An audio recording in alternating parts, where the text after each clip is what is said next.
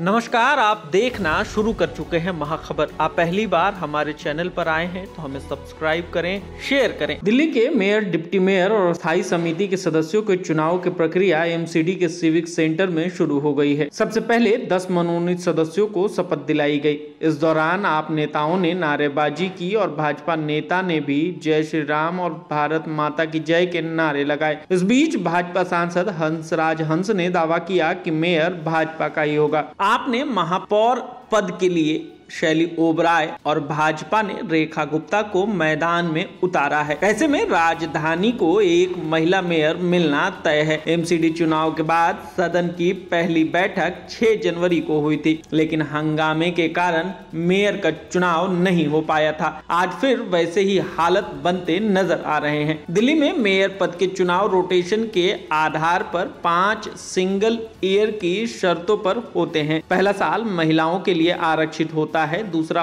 Open category के लिए, तीसरा साल आरक्षित वर्ग के लिए और बचे हुए 2 साल फिर से ओपन कैटेगरी के लिए आरक्षित होते हैं। इस तरह दिल्ली को इस साल एक महिला मेयर मिलेगी। डिप्टी मेयर के लिए आपके उम्मीदवार आले मोहम्मद इकबाल और भाजपा के उम्मीदवार कमल बागड़ी हैं। आले मोहम्मद मटिया महल से विधायक शोएब इकबाल के बेटे हैं। मेयर के चुनाव में 273 मेंबर्स वोट डालेंगे। बहुमत के लिए 133 का आंकड़ा चाहिए होगा। आपके पास 134 पार्षद हैं और इसके अलावा 3 राज्यसभा सांसद भी हैं। इस चुनाव में 250 पार्षदों के साथ 10 सांसद, 7 लोकसभा सांसद और 3 राज्यसभा सांसद, 13 विधानसभा सदस्य वोट डालेंगे। एमसीडी अप्रैल 1958 में अस्तित्व में आया था। इसने पुरानी दिल्ली में 1860 के दशक के ऐतिहासिक टाउन हॉल से अपनी यात्रा शुरू की थी और अप्रैल 2010 में इसे सिविक सेंटर परिसर में ट्रांसफर कर दिया गया था। 1958 में फ्रीडम फाइटर अरुणा आसफ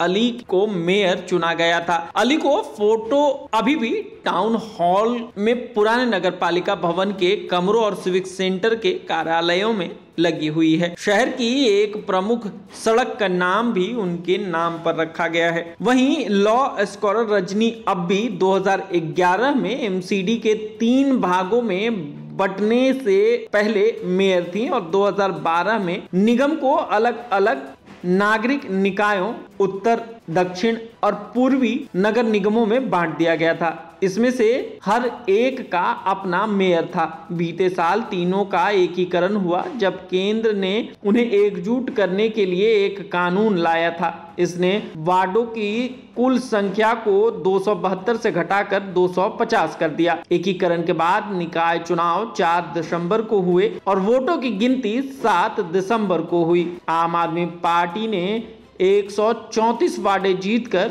चुनाव जीता और 15 साल से एमसीडी में शासन कर रही भाजपा को हरा दिया। इस चुनाव में भाजपा को 104 वार्डों में जीत मिली है, जबकि कांग्रेस सिर्फ 9 सीटों पर जीत हासिल कर सकी।